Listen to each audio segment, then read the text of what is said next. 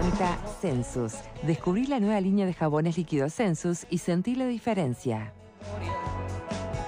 Bien, me gustaría pasar a la tribuna. Es otra generación. ¿Qué lugar ocupa para ellos, por ejemplo, una marcha del 20 de mayo? Porque me consta que muchas van, por ejemplo, en las marchas del 8 de marzo, ¿no? Bueno, este tema está en su... ¿Forma parte de sus inquietudes o no? ¿O es un tema del pasado y es el luto o el dolor de unos pocos? Particularmente siempre acompañé. Me parece que, si bien muchas veces como joven yo me siento orgullosa del sistema democrático y de los valores políticos que en Uruguay se defienden, particularmente este tema a mí me avergüenza como uruguaya y me avergüenza, creo que habla muy mal del sistema político que tenemos. Me da vergüenza que los uruguayos no tengan la empatía necesaria para entender a una madre, a un familiar, a un hermano que no tiene la verdad y que no sabe dónde están sus familiares. Me parece que para mirar para adelante no es estar atado al pasado, pero no podemos mirar para adelante sin cerrar las heridas que están abiertas. Es una injusticia y me parece que la palabra más ilustrativa para esto es perdón. Perdón de todos, porque nadie tuvo el compromiso necesario para justamente para esclarecer lo que pasó. Sí. No, coincido que se ha avanzado poco en el tema de los derechos humanos durante estos últimos gobiernos. Se ha avanzado bastante con lo que había. Los gobiernos anteriores, salvo el que se mencionaba recién de Sanguinetti, después del 2000, se decía que no habían desaparecidos, porque esa era la versión de los gobiernos del 85 hasta el 2000. Sí, bueno, ojo que la propia Elisa Cuesta habló muy bien de Jorge Valle. Sí, por eso de hecho, digo, era el único al que le creía el compromiso, por ¿no? eso planteo, hasta el gobierno de Jorge Valle, a partir del 2000, pero del 85 al 2000, la versión que había era que no habían desaparecidos, que se habían ido para otro país, que vivían, y que no es que haya sido detenido en Argentina el hijo, fue secuestrado. Desde el 73 que estaba exiliado en Argentina.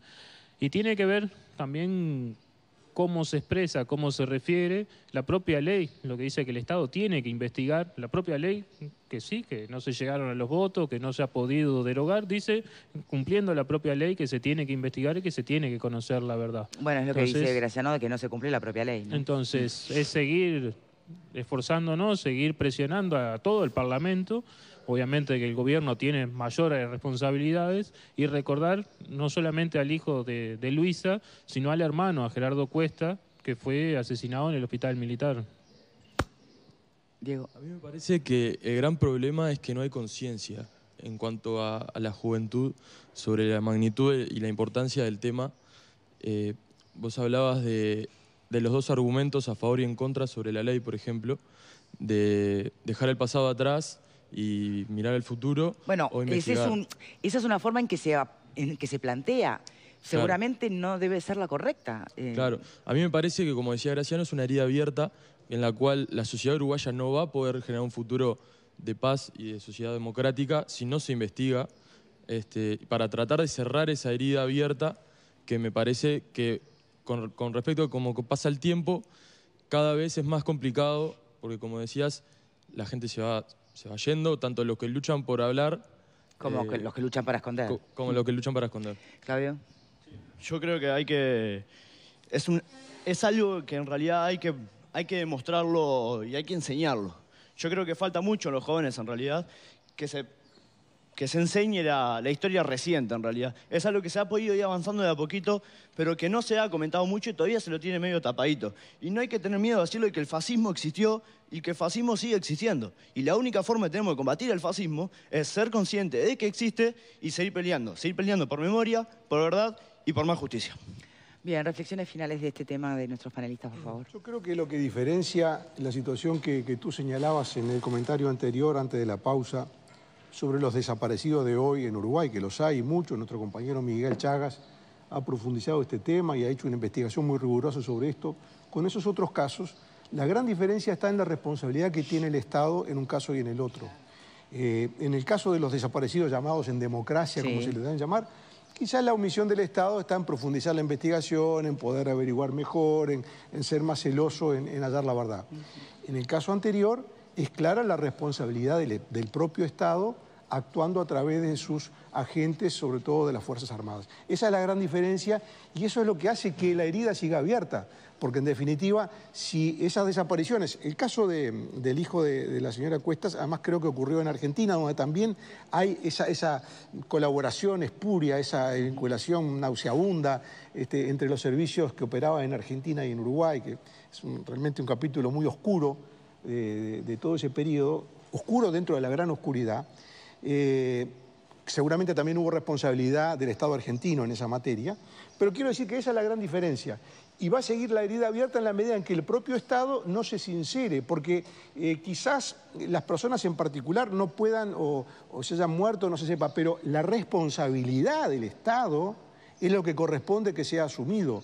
Y bueno, obviamente también hay que aceptar que si materialmente no hay forma de saber el último detalle de lo que ocurrió y en fin, detalles, digamos, importantes, pero que, digamos, no pueden opacar la búsqueda de la verdad. Bueno, también hay que aceptar que algunas cosas, por razones diferentes, no se puede llegar a la última verdad. Pero la responsabilidad del Estado, de quiénes partieron las órdenes, cómo se ejecutaron las órdenes, cómo ocurrieron los hechos, cuál fue la cadena de mandos que determinó que ciertos hechos quedaran, digamos, olvidados o no se supieran. Bueno, eso tiene que ser esclarecido, porque además... Ni que hablar, pero una madre puede descansar, aunque le den ese dato y haya muchas confesiones que no le digan cómo se murió, dónde y cuándo. Bueno, perfecto, por eso digo que eso quizás...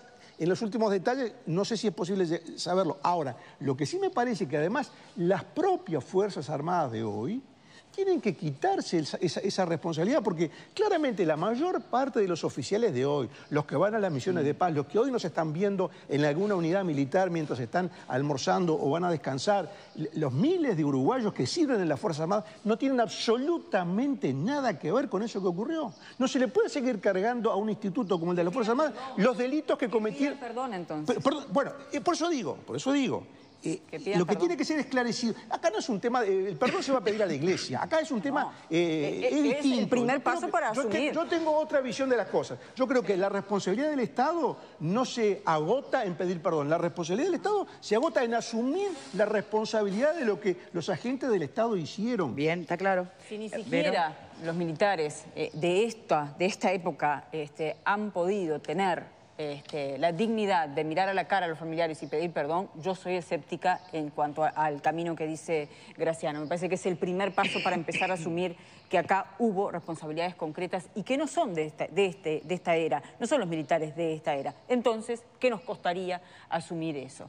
De todas maneras, creo que a Luisa hay que recordarla, sí, con la palabra perdón a ella por no haberle podido dar la respuesta, pero también con un gracias, ¿no? Porque muchos de nosotros nos enteramos de estas situaciones, fuimos haciéndonos también un poco familiares de cada uno de ellos por su militancia, por esta lucha. También hay que recordarla como presa política. Estuvo 9 meses detenida en un batallón en Mercedes, 2 meses con la vista tapada dentro de una carpa.